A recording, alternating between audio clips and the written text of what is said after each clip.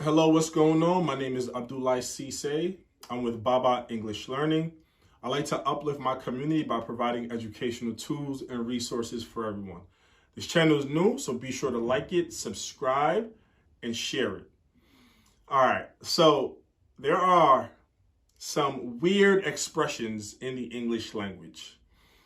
Some of these expressions are not really what's being said. So someone if you're new to the English language, someone has to tell you kind of what it means, or if you've been here long enough, you would have heard that expression a few times to know kind of what it means. So when an expression or a statement is not what it is, that's called an idiom, okay? I-D-I-O-M. So here are 7 expressions, 7 idioms here that I think you might find useful to know the true meaning of it, okay? All right, so the first one here is a dime a dozen. So when someone says a dime a dozen in a sentence, they are saying what they're talking about is a very common thing, okay? So for example, I'm gonna use a dime a dozen in a sentence. YouTubers are a dime a dozen. Or I can say videos on YouTube teaching English are a dime a dozen. That means that there are plenty of videos on YouTube that teach English, or there are plenty of YouTubers that make videos. A dime a dozen. So you have to use it in a sentence, right? So the next expression is beat around the bush, or to beat around the bush. So beating around the bush is when someone says that, they are saying that to tell them what you really mean. So when someone beats around the bush, they're going around in circles. They're not saying what they really want to say.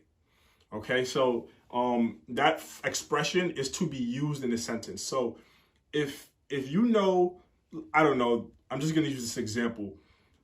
Your boss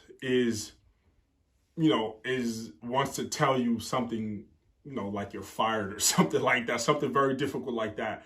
And, he calls you into the office and he's saying, hey, so we've been thinking about this for a while and you're a great employee.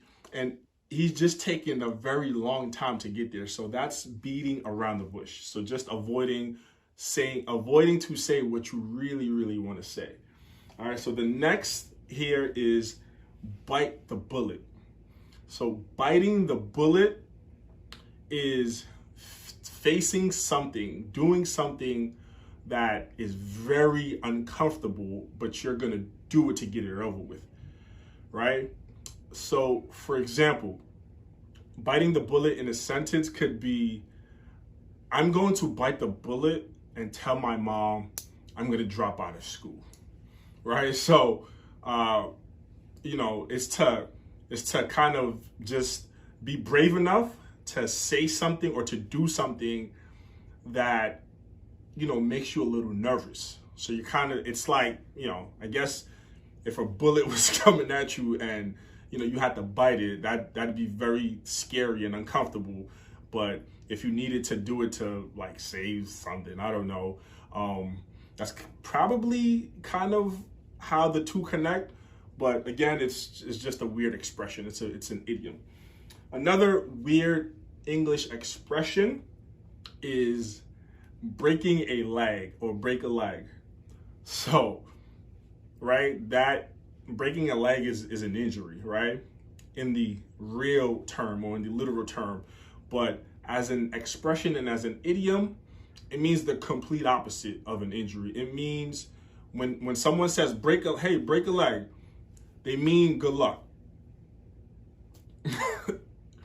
Who made this up? I don't know, but when you tell someone break a leg, you're wishing them luck.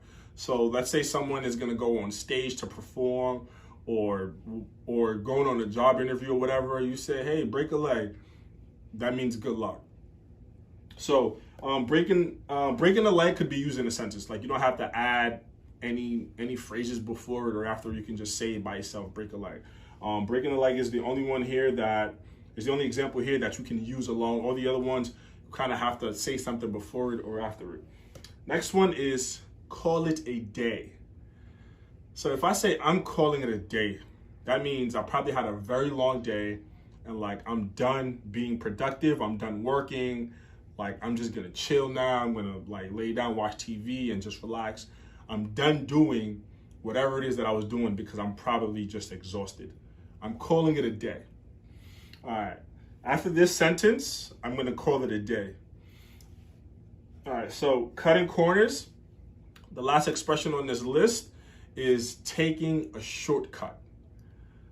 So if you cut corners, you're taking a shortcut, and that can be used in a sentence. You can say to your little brother, hey, you shouldn't cut corners at school, or you shouldn't cut corners at job, or you know, in some fields like nurse, like in the medical field, nurses shouldn't cut corners because the consequences could be life-threatening. They shouldn't take shortcuts.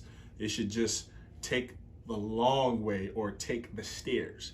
Another expression in the English language. Taking the stairs means taking the long way. All right, I like this giving you guys these weird English expressions. I'm gonna provide many more. If you found this video useful, be sure to like, share, and subscribe, and I'll see you in the next video.